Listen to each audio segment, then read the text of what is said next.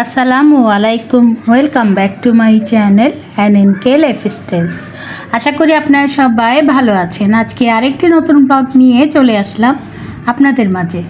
তো আজকের ব্লগে শর্টকাট কিছু রান্নাবান্না করব, ওগুলো দেখাবো। সেই সাথে অনেক কাজ করেছি, সবগুলো কাজ তো আর শেয়ার করতে পারি না, কারণ মোবাইল নিয়ে ভিডিও করা সম্ভব না যখন কাজে থাকি। আর কাজগুলো যখন নিজেরা করি তখন তো আরও ভিডিও করা যায় না। তো প্রথমেই ডিম সেদ্ধ বসিয়ে দিয়েছিলাম। এখানে 4টা ডিম সেদ্ধ করে একেবারে শুকনা কষা ভুনা করে নিলাম।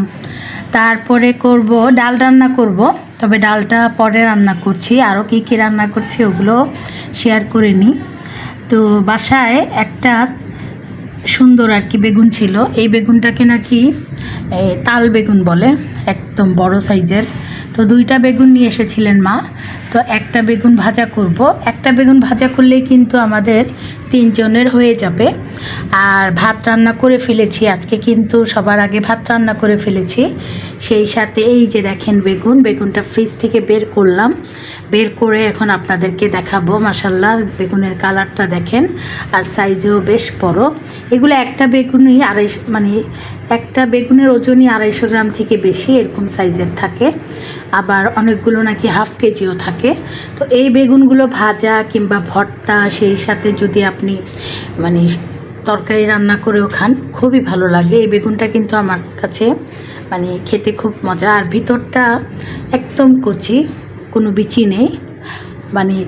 কি বলবো, এক কথা এই বেগুনের স্বাদ অনেক মজা লাগে আমার কাছে আর কি। বেগুনটা দেখতে যেমন সুন্দর, খেতেও কিন্তু খুবই মজা লাগে। যেহেতু বড় সাইজের ছিল, তো মাঝখান দিয়ে কেটে তারপরে এইভাবে চাকচাক করে নিলাম। দেখেছেন অনেকগুলো পিস হয়েছে। এগুলো ধুয়ে আমি কিন্তু বেগুন ভাজা করলে বেগুন কেটে সাথে সাথে ধুয়ে পানিটা ছড়িয়ে, আর এখানে আমি হলুদ, লবণ, তারপরে মরিচের গুঁড়া, অল্প একটু পেঁয়াজ রসুন বাটা দিয়ে মেখে সাথে সাথে ভাজা করে ফেলি। বেগুনটা আর কি মশলা দিয়ে মেখে রেখে দিই না। তো যেহেতু ভাত হয়ে গিয়েছে, ডিম ভুনা হয়ে গিয়েছে, আর বেগুন ভাজা করে নিব। আর অন্য চুলাতে আমি একটু ডাল বসিয়ে দিয়েছিলাম, মুসুর ডালটা বেশি পাতলাও করছি না, ঘনও করছি না, আর বাগার দিয়ে একেবারে বসিয়ে দিয়েছি। আর এই হলো আমার বেগুন ভাজা। আর বেগুন ভাজাটা আমি লোহার এই যে ছোট কড়াইটা আছে, এই কড়াইটাতে কিন্তু আমরা এই যে তরকারির জন্য যে মাছ ভাজা করি ওটা করে থাকি। আর এই কড়াইতেই, যেহেতু এটা লোহার মোটা, বেগুন ভাজাগুলো তাড়াতাড়ি হয়ে যায়। আর সিলভারের যে কড়াইগুলো থাকে এগুলোতে কিন্তু বেগুনগুলো পুড়ে যায়। আর চুলার আঁচ কমিয়ে অল্প তেল দিয়ে এই লোহার কড়াইগুলোতে ভাজলে বেগুনগুলো ভাজাটাও সুন্দর হয় আর সেদ্ধও হয়ে যায়। তো প্রথমে 4 পিস ভেজে উঠিয়ে তারপরে 4 পিস দিয়ে দিলাম। তো আজকে কিন্তু তাড়াহুড়ো করে একেবারে 12টার ভিতরে রান্নাবান্নাগুলো কমপ্লিট করে ফেলেছি, কারণ সামনে তো কোরবানি ঈদ চলে এসেছে। কোরবানি ঈদের আগে কিন্তু ঘরের আমাদের যেহেতু ড্রয়িং ডাইনিং আর 2টা বেডরুম আর 2টা বারান্দা আছে, তো এগুলো কিন্তু আস্তে আস্তে পরিষ্কার করব, যেহেতু ঈদের এখনও একটু বাকি আছে। তো সর্বপ্রথম কিন্তু রান্নাঘর দিয়ে শুরু করি। তো রান্নাঘর তো ডিপ ক্লিন মাসে একবার করি। তো ডিপ ক্লিন কিন্তু করে অনেক দিন হয়ে গিয়েছে।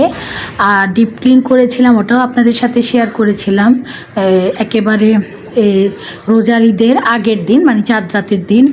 রান্নাঘরের জন্য যে কিনেছিলাম কিচেন র্যাক, সেই সাথে বাসন রাখার একটা স্ট্যান্ড, ওগুলো যখন কিনেছিলাম তখন একদম সুন্দরভাবে ডিপ ক্লিন করেছিলাম। তো আজকে কিন্তু অত কষ্ট হয়নি। ডিপ ক্লিন বলতে সব কিছু করার পরে অ্যাডজাস্ট ফ্যানটা, এটা উপরে জানালার উপরে, এটা কিন্তু আমরা নিজেরা পরিষ্কার করতে পারি না। তো আমাদের বিল্ডিংয়ে একজন হেল্পিং হ্যান্ড আছেন, ওই খালাকে বললে উনি কিন্তু এসে করে দিয়ে যান। তো খালা খুব সুন্দর করে অ্যাডজাস্ট ফ্যানটা পরিষ্কার করে দিলেন। সেই সাথে এই যে জানালাগুলো যেহেতু আমরা প্রতি মাসেই আর কি ওনাকে দিয়ে করাই, এই জন্য এতটা তেল চিটে হয় না। তো উনি এই যে জানালা, অ্যাডজাস্ট ফ্যান এগুলো পরিষ্কার করে দিলেন। তো একটু আপনাদের সাথে শেয়ার করলাম। আর তাছাড়া রান্নাঘরের যেগুলো আছে আর কি, ওয়াল টাইলস, তারপরে নিচ বাসনগুলো সরিয়ে, এগুলো সব কিন্তু আমরা নিজেরাই করি, এগুলো হেল্পিং হ্যান্ডদেরকে দিয়ে করাই না। তো যাই হোক, তারপরে কিন্তু এগুলো পরিষ্কার হয়ে যাওয়ার পরে রান্নাও শেষ। আর লেবুর শরবত করলাম, সবাই মিলে বিস্কিট দিয়ে লেবুর শরবত খেলাম। আর সেই সাথে আরও কিছু কাজ করে নিচ্ছি। এখানে কিছু পেঁয়াজ রসুন খোসা ছাড়িয়ে কেটে নিলাম, যেহেতু আমরা পেঁয়াজ ব্লেন্ড করে খাই।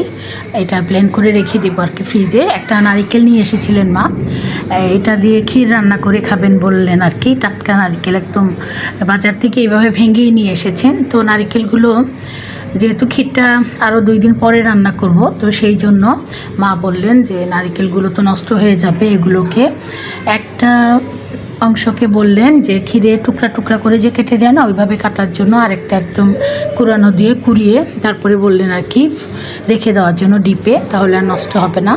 তো এই যে দেখেন, এই সব কাজ কিন্তু এই যে করে ভিডিও করা সম্ভব না, যেহেতু আমার স্ট্যান্ড নেই।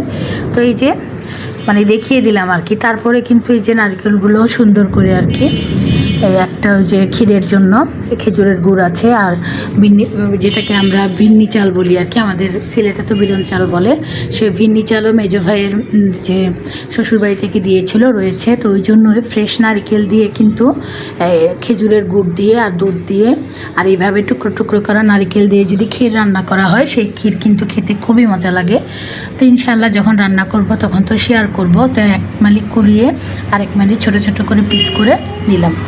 তো আজ তাহলে এই পর্যন্তই, দেখা হবে ইনশাআল্লাহ পরের কোনো ভিডিওতে। আপনারা সবাই ভালো থাকবেন, আল্লাহ হাফেজ।